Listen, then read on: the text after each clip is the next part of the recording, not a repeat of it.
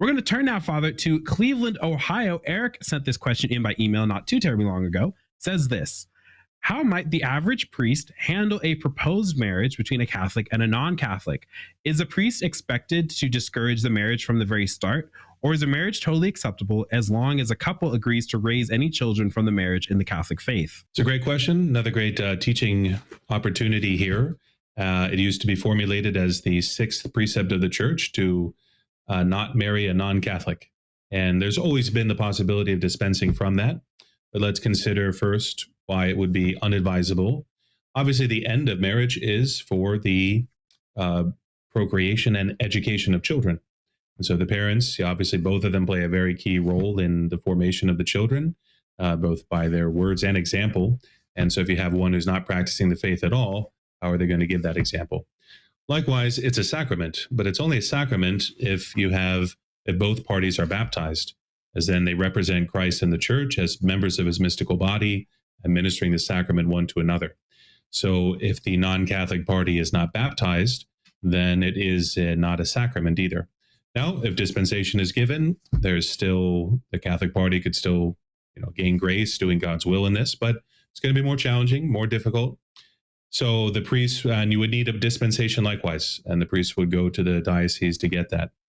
Now, all that said, it could also present an opportunity for the non-Catholic to convert. This happens very often. When I got confirmed as a sort of an adult convert at the beginning of college, end of high school, 2/3 of the people or 3/4 in the class were there because they were marrying a Catholic and thought, well, I might as well sign up for this. So it used to be canon law required the non-Catholic party to promise that they would raise the children Catholic. In the new code, it's formulated less strongly in that they promise not to oppose the Catholic formation. But I remember we have two priests, and their grandmother married a Catholic. She was, I think, Protestant. But knowing that she would have to make that promise, she said, I'm going to do things right. I'm going to become Catholic. And she became the best Catholic. So there we have a statement that sometimes a convert is worth two apostles, as they approach it with fresh convictions.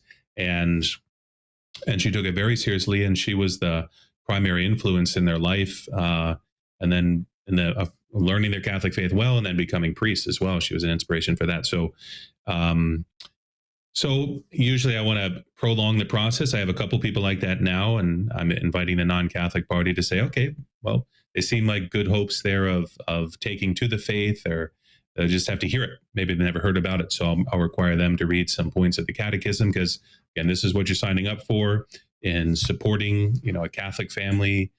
So it's possible. It's generally difficult, generally unadvisable, but could present an opportunity for conversion. And of course, we know of some that then convert during the marriage too. They'll accompany their wife or take the kids to church, and then through that become interested and eventually join the church. So it has to be seen with due caution, and the priest should definitely take his time in investigating all the intentions. And because again, if they're not Catholic, do they really believe? They don't believe it's a sacrament.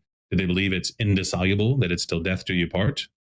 Right? In the world, it's very culturally, that's not really in fashion anymore. So do they even believe that? Will they even have that intention? So that's what you have to, whereas with the religious intention, you say, well, even if I don't like this, even if it's very difficult, I've signed up for this in imitation of Christ. Yeah. Loving his spouse even unto death. And so I will remain faithful.